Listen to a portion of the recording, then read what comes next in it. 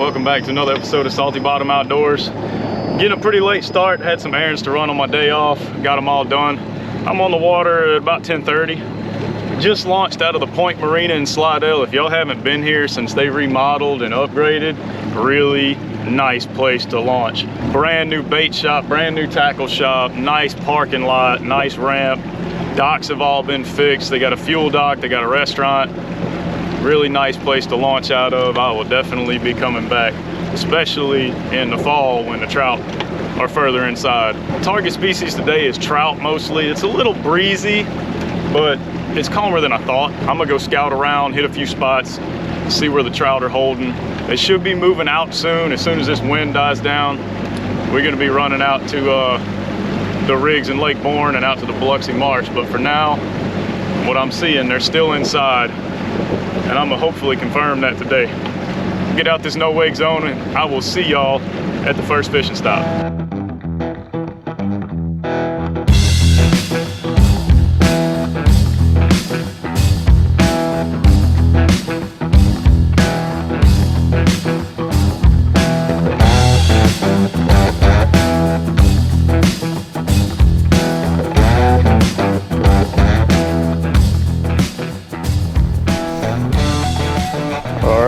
First fishing stop. We are at the world famous, or at least Louisiana famous, Trestles, in between Highway 11 and the train trestles.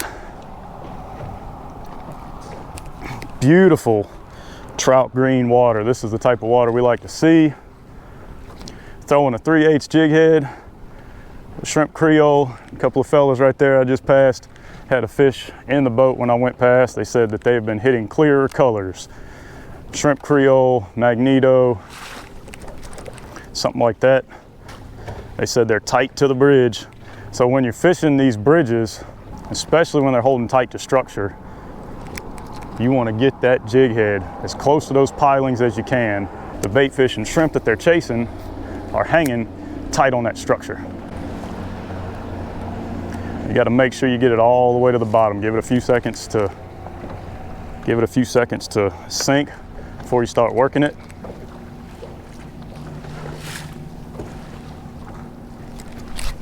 There he is. That's a nice fish. That's a nice fish. 4 casts in. This is either a big trout. Oh, it's a flounder. Oh, it's a big flounder too. Oh, it's a nice flounder. That's a doormat flounder, boys. Let me get the net. Oh. That's what I'm talking about. First catch of the day, a hammer flounder. Right off of it. Oh my God, he choked it. Where are my pliers? That's a nice one, boys. That is a nice southern flounder. Big doormat flounder. We don't see these flounder all that often anymore. They used to be a regular occurrence. They've been getting less and less plentiful. Boys, that's a almost 21-inch flounder. First stop, third cast, nice flounder. We're gonna let him go. Thanks for the fight. See you, buddy. Right in the face. That was an unexpected but very welcome first catch of the day. I kind of wish I would have brought my cooler. I haven't had flounder in a while. Let's see if there's a couple more hanging out with them. Oh. Can't hit the bridge, dummy. Now the tide is falling today. Typically, you like to work the down current side of the bridge, which will be the other side, the east side. The tide is so slack today, and I saw a lot of boats working both sides of these bridges. The key to jigging, I've said it before, but I've been fishing mostly shallower water, is making sure that that bait gets all the way to the bottom. So in between your hops, you gotta let it fall. You gotta count a couple of seconds and let it drift all the way back down to the bottom. If you're just jigging and reeling and jigging and reeling, you work in the middle of the water column, these fish are gonna be tucked tight on the bottom. And I actually saw that guy in front of me pull a trout out casting this way, so let's try it. If you're not catching fish right where you're throwing, you gotta do what's called fan casting. You wanna cast in every direction around the boat. Front, back, both sides. You got to find out what the fish are looking for. Sometimes these fish are nose on the structure, sometimes they're way off the structure. You just gotta figure out where they're at, what they wanna do. The bait I'm using at the first stop, I went ahead and switched to a 3/8 jig head, and this is a shrimp creole matrix shad.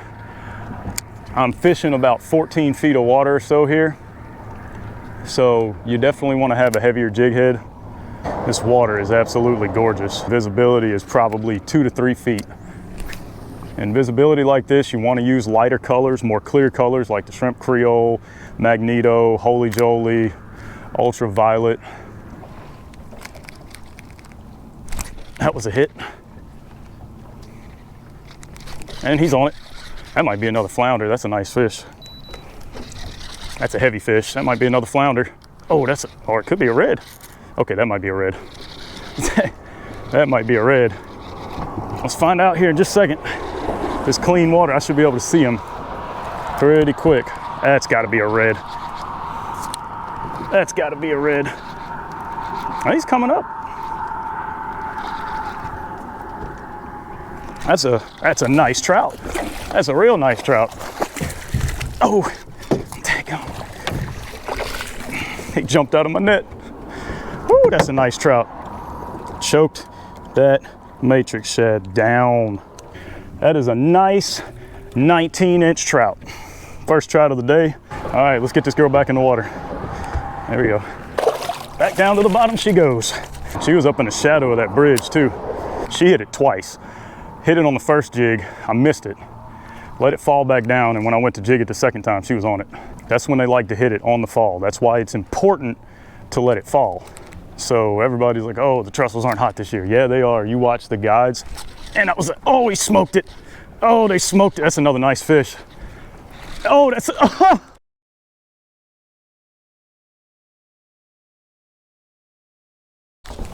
oh, threw it right there. Jumped in through it. That was a nice fish too. That was another 17, 18 incher easy. Trout are a little scattered, but they are slamming this shrimp creole. Somebody just missed one right back there. Heard him holler.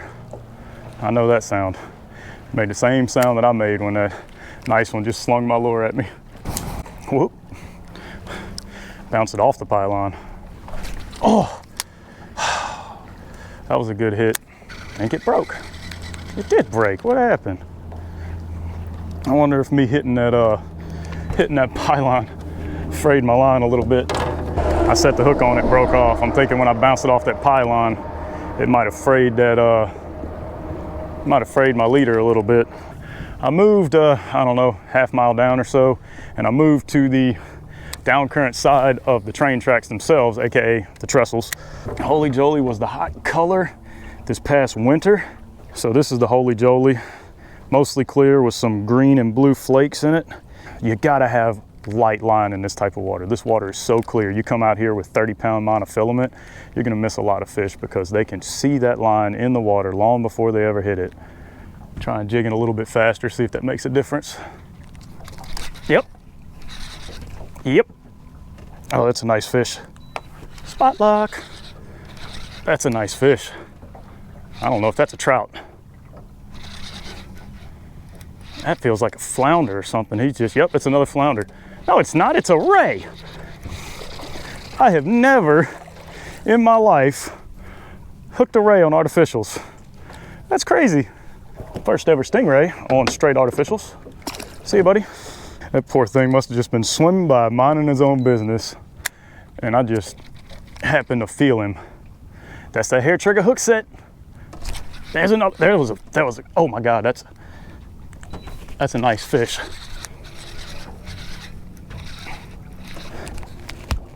Where you at? Where you at? Oh, okay, maybe a red. Either a big trout or a red making a run like that. Yep, I think that's a red. I think that's a red. That's a gaff top, what? What? Two species that you normally don't catch on artificials, back to back on artificials. Get out of here. Get out of here. I just got smoked. And I missed it. Come back for it. Oh, he's still on there.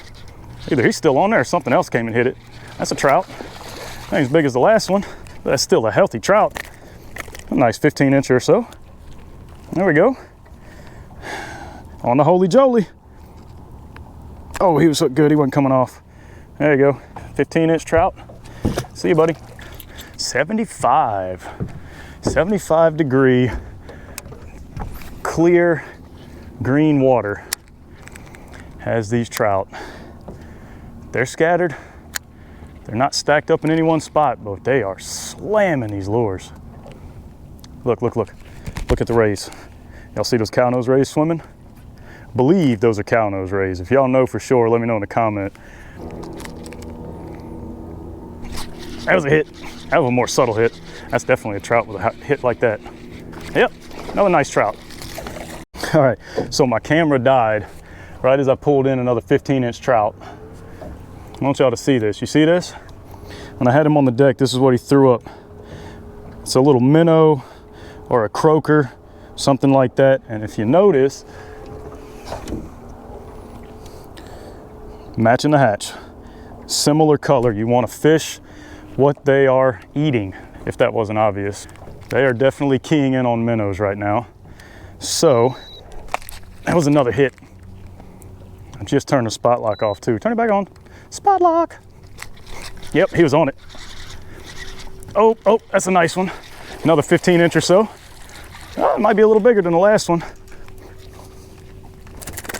Oh, and I broke off. Another 17-inch trout. I think she's gonna live. Wasn't all the way in her gills. We're gonna let her go. See ya. Good luck. Make sure you bring a good bit of tackle, because there's a lot of structure, old crab traps, I guess construction stuff that's fallen off the bridge in the past. I'm running lighter line. I'm running 12-pound fluoro, which is not super tough line, but I mean, like I said, you see how clean this water is. That lure is a solid 3 or 4 feet down, and I can still make the lure out in the water. So downsizing your line in water like this is critical. You might break off every once in a while, but it'll get you more bites, I promise you. The tiniest little details can make all the difference, just like that. That's a smaller trout. That's the smallest fish of the day. Still would have made the box probably. Little male, I hear him grunting. You hear him? See you, buddy? He was further off. That fish was actually a little further out from the pylons. Until you figure out exactly where they're holding, you want to work it most of the way back to the boat for that exact reason.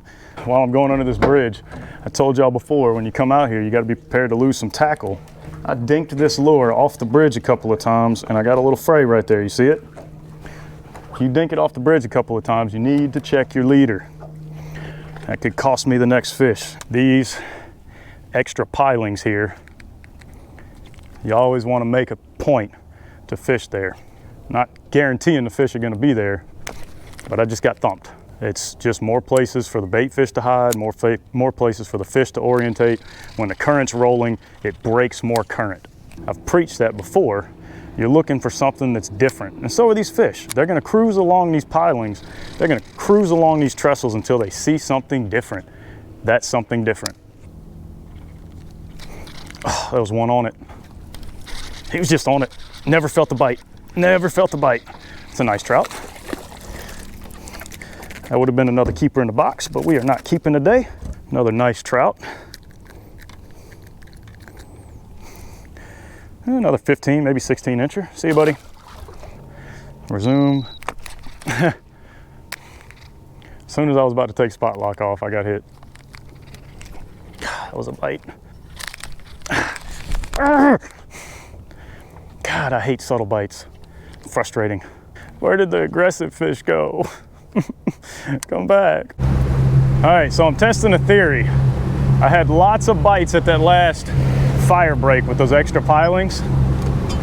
I am on the big motor and I am gonna idle down to the next fire break and cast at that spot a couple of times. There he is.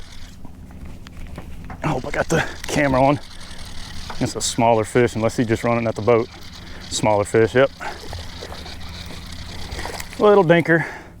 Smallest fish of the day. I had to make sure my camera was on. Couldn't remember if I turned it on or not. Another little 12, 13-inch male, grunting his ass off. Go make babies, buddy. I felt it, I felt it. Little baby tap. Oh, oh, oh, oh, that's either a big, that's gotta be a red. No, no, no, no, no. Stay out of the, that's either a huge trout or a red. Please be a monster trout. It's a sheepy on straight artificials. What? I am just catching a huge variety today. What are you doing, guy? What are you doing? A sheepy on a jig head. No shrimp, nothing, just a sheepy. See you, buddy. All right, on to the next spot, I believe. I will see y'all there. All right, so spot number 3, just moved a little further down. The water here is not quite as clean, but it is still plenty clean enough to hold fish. It's a little shallower here, not quite sure if it's shallow enough for a cork bite. Depth finder's showing about 7-8 feet. Generally, I don't like to fish a cork in anything more than about 6 feet. I'm gonna try it. So if y'all are wondering, I'm standing at the back of my boat so I can watch my electronics and see. I'm not seeing any bait balls. I'm not marking any fish down here. There is one more spot just a little bit further up. I can just barely see from here, just barely even marked. Right up the way, and I'm gonna try. I was gonna make a second drift across this and throw a jig, but I'm not seeing bait. I'm not seeing anything, so I don't think I am. I don't even think I'm gonna bother with the jig, actually. At this spot, oh, oh.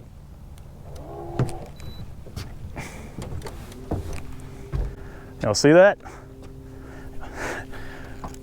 Gotta be careful when you're out here running. 2 pylons right there, completely submerged in water. If you were running on a plane in this area, there goes your lower unit. Oh, oh, bait ball. It's a good sign.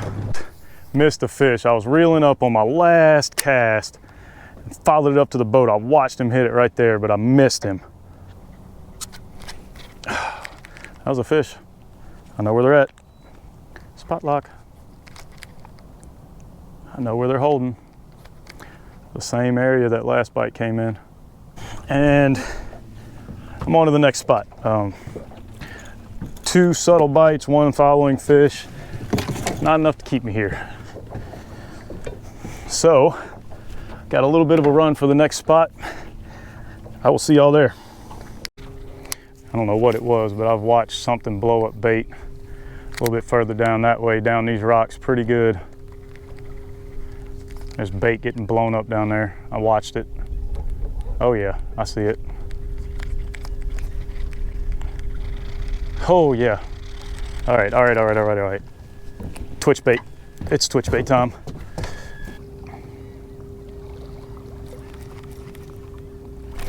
There he is, there he is.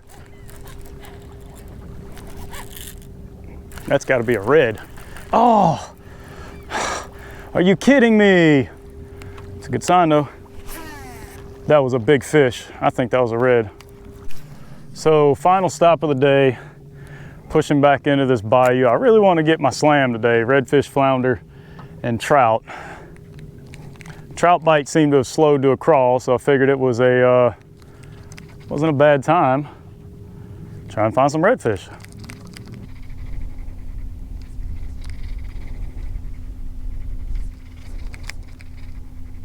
That's it. Is that a trout or a ditch pickle?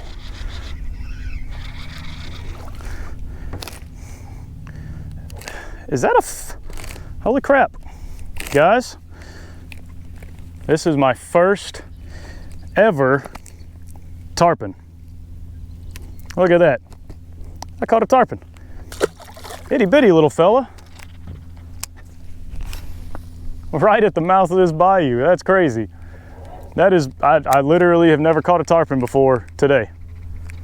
So, I guess technically that's another species checked off the bucket list. All right, so that's it for this episode of Salty Bottom Outdoors. It's 3 o'clock. It's when I said I needed to head back to the launch. Got a long run to get back. Wind's starting to kick up anyway. And I got a few things I got to take care of this afternoon before it's back to work tomorrow.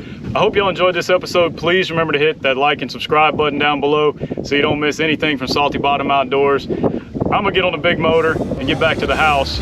I will see y'all next time here on Salty Bottom Outdoors.